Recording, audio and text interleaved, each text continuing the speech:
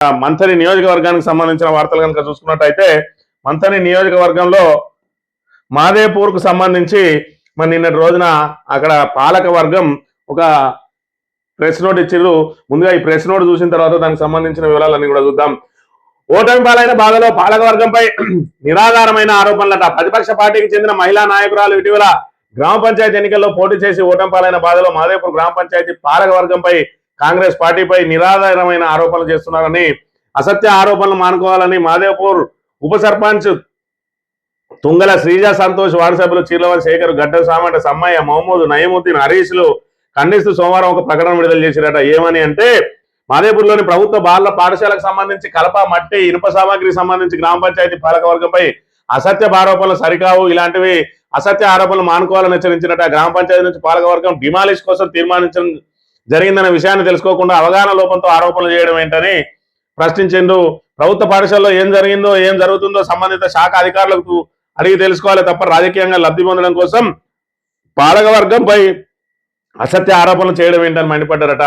ప్రభుత్వ పాఠశాలలోని వస్తువుల విషయంలో అక్రమాలు జరిగాయని రుజువైతే చట్టం ఎవరికి చుట్టం కాదు అని, చట్టం తన పని తాను చేసుకుపోతుందని తెలిపారు.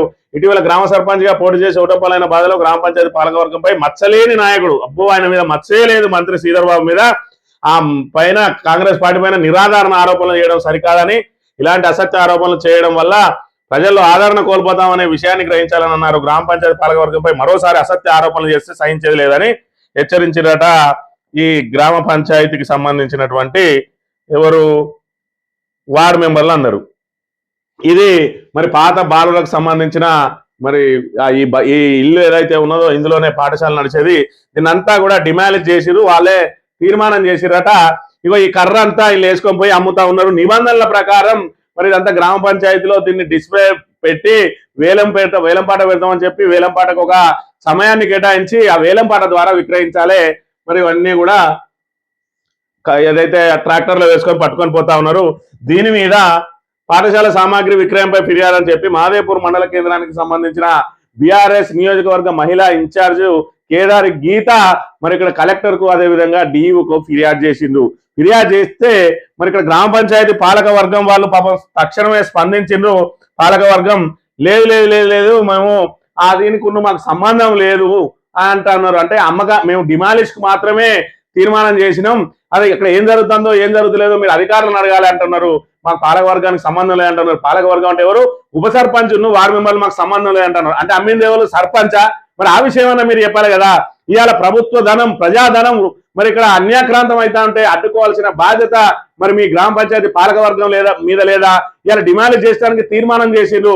ఆ డిమాలిష్ అయినటువంటి ఆ కర్రను ఎక్కడికి పోవాలి, ఏం చేయాలి, దాన్ని కాపాడాల్సిన బాధ్యత మీ మీద లేదా? అంటే మమ్మల్ని ఏం చేయమంటావు, మా సర్పంచ్ అమ్ముకుంటే అన్నట్టుగా ఉన్నది ఇలా పరిస్థితి. నువ్వు అంటే గింటే సర్పంచ్ నన్ను అమ్ముకున్నది సర్పంచ్ తప్ప మాకైతే సంబంధం లేదు అన్నట్టుగా మరి వీళ్ళు మాట్లాడిన ఏదైతే మాకు సంబంధం లేదు, మా మీద నిందలేదు, అక్కడ ఏం జరుగుతుందో ఏం జరుగుతలేదు అధికారులను అడిగి తెలుసుకుంటున్నారు.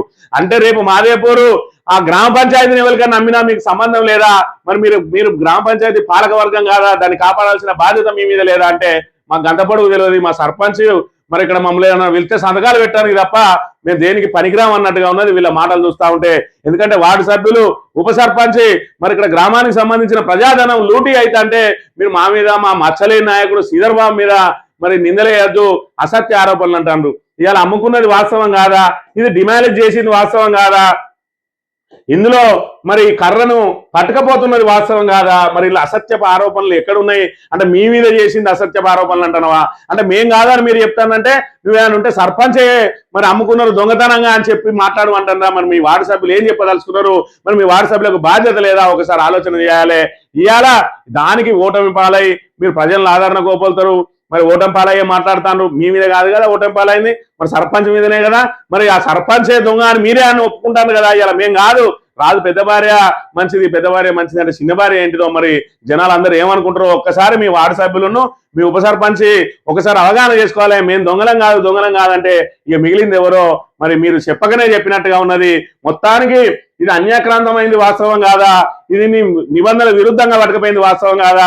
దీన్ని దొంగలెవలో తేల్చాల్సింది బాధ్యత మీ మీద లేదా? ఒకసారి ఆలోచన చేసి ఇలా బాధ్యతారాహిత్యంగా ప్రకటనలు చేసుడు కాకుండా ప్రజాధనానికి కాపలాదారులుగా ఉండమని మిమ్మల్ని మరి ఇక్కడ ఏదైతే ఎన్నుకున్నారు వార్డు సభ్యులుగా ఉప సర్పంచ్ గా అది గుర్తెరిగి ప్రజాధనానికి కాపలా ఉండాలని చెప్పి మిమ్మల్ని డిమాండ్ చేస్తా ఉన్నాం.